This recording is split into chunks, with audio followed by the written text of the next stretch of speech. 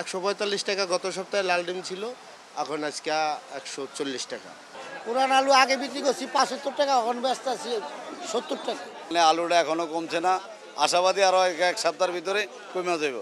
1 KG সাইজের ইলিশ মাছ, 1 KG 100 গ্রাম সাইজের মাছ, এগুলো 2200 টাকা কেজি। নতুন কিছু আটাইশ আসছে, ওটার দাম কেজি কমছে, মোটামুটি ওটা চলতেছে 54 টাকা 55 টাকা।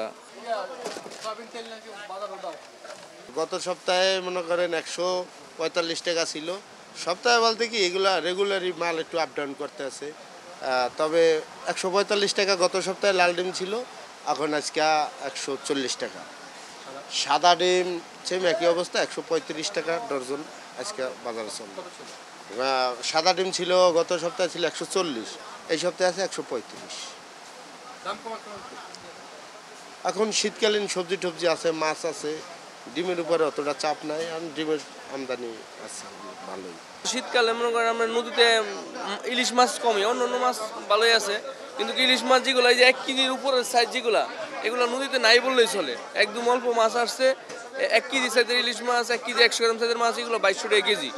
আর যেগুলো আপনার এই 1 কেজির নিচে 900 গ্রাম সাইজ, এগুলো হলো আপনার 1800 টাকা কেজি। আর এগুলো আছে 3 টাকা কেজি, 3 টাকা কেজি হলো আপনার 700 টাকা কেজি। দাম তো মনে করেন আনসিজন অনুসারে দাম ঠিকই আছে।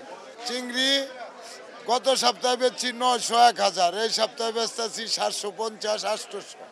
দাম একটু কমছে আগের থেকে।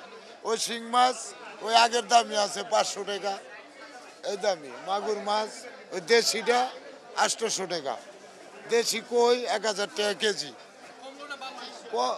কমে নাই, আগের মধ্যে সীমিত হয়ে আছে, দাম বাড়েও নাই কমেও নাই। এই শোল মাছ কেজি 900 টাকা 1000 টাকা, আগের দামই, এটার দাম কমে নাই। তেলের অনেক বড় ধরনের সংকট। তেলের ডিলাররা মনে করেন তেল আনতে গেলে তারা এক কারণ তেলের সাথে 1 বস্তা আটা আনতে হয়, সুজি আনতে হয়, চাপাতি আনতে হয়, যে কোনো প্রোডাক্ট আনতে হয় তেলের সাথে। আর অন্য অন্য ঘরে তো তেল নাই, তেলের পুরোই সংকট এখন। আগে তো কোনো সংকট ছিল, আগে সব ধরনের তেলই আমরা পাইছি, কিন্তু এখন তেল পাইতেছি না আমরা। তেল দেয় আমরা শুধু 2 কার্টন তেল দেয়, 2 কার্টন তেলের সাথে 1 বস্তা আটা ময়দা এগুলো আনতে হয়।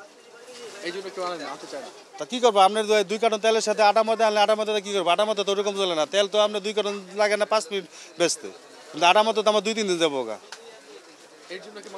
হ্যাঁ, তেলই দিতে আছে না, ডিলারই তেল দেয় না, 2 কার্টনের বেশি তেল দেয় না বর্তমানে।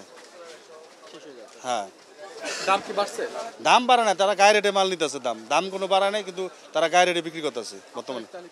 আমরা কি করবো, আমরা কাস্টমারে চালাইতেছি, আমরা পাসপোর্ট ব্যস্ত হইলে তো আমাকে তেলের সাথে হয়তো বা এই মনে করেন মিলাই ব্যস্ত হয়, কারণ আমাকে তো লাভ করার কোনো ইয়া নেই, কন্ডিশন নেই। মোটামুটি সবজির দাম মানে আপনার হলো আগের চেয়ে একটু কম আছে, যেমন আপনার হলো সিম 50 থেকে আপনার হলো 80 টাকা কেজি, বিভিন্ন কোয়ালিটি। আলু হলো এতদিন ইন্ডিয়ানটা ছিল, তখন ছিল আপনার হলো 110-20, এখন মানে আমাদের দেশিটা আসতেছে, ইন্ডিয়ানটা বন্ধ থাকার কারণে মানে আলুটা এখনও কমছে না, আশাবাদী আরও এক সপ্তাহের ভিতরে কমে যাবে। আর মোটামুটি সব সবজি আপনার হলো 60-70-এর ভিতরে বর্তমানে প্রয়োগ করা সম্ভব। জি, বর্তমানে 50 টাকার নিচে 3-4টা আইটেম আছে, আর হলো বাকি আইটেমগুলো 50 হবে, যেমন পেঁপে 50-এর নিচে, মূলা 50-এর নিচে, আর হলো 50-এর উপরে আছে, যেমন আপনার হলো বেগুন। 50-এর নিচে মূলা আছে 30 টাকা কেজি, পেঁপে আছে হলো 40-45 টাকা কেজি, আর হলো আপনার হলো ওই সিম একটা আছে হলো আপনার হলো 45 টাকা কেজি, আর হলো 50-এর উপরে আর বাকি সবজিগুলো। জি, আর 100 বা 100-এর ভিতরে ফুলকপি পাতাকপি আপনার হলো 40 থেকে 50 টাকা পিস, আর হলো মানে 100-এর উপরে আছে, যেমন আপনার হলো আলু, টমেটো, গাজর। জি, পুরান আলু আগে বিক্রি করছি 75 টাকা, এখন ব্যস্ত আছি 70 টাকা। আর ইন্ডিয়ান পেঁয়াজ দেশি আলু নতুনটা বিক্রমান 80 থেকে 90 টাকা বিক্রি হইতেছে, 80-90 নতুন। আর পেঁয়াজ ইন্ডিয়ান পেঁয়াজ আগে বিক্রি করছি যেই দাম, এখন সেই দামই আছে 95-100।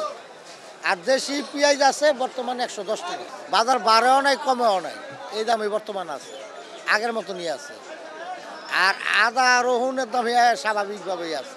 এই সপ্তাহের মধ্যে পুরান চাল যেটা, ওটার দাম আগের মতো আছে, আর নতুন যেটা নতুন কিছু আটাইশ আসছে, ওটার দাম কেজি কমছে, মোটামুটি ওটা চলতেছে 54 টাকা 55 টাকা চলতেছে। এর আগে 55-56 টাকা ছিল, 2 টাকা করে কমছে। আর পুরান চালগুলো ওই আগের মতোই আছে, যেমন মিনিকেট আমরা 70 থেকে 72 টাকা, নাদিশাল 75 থেকে 80 টাকা।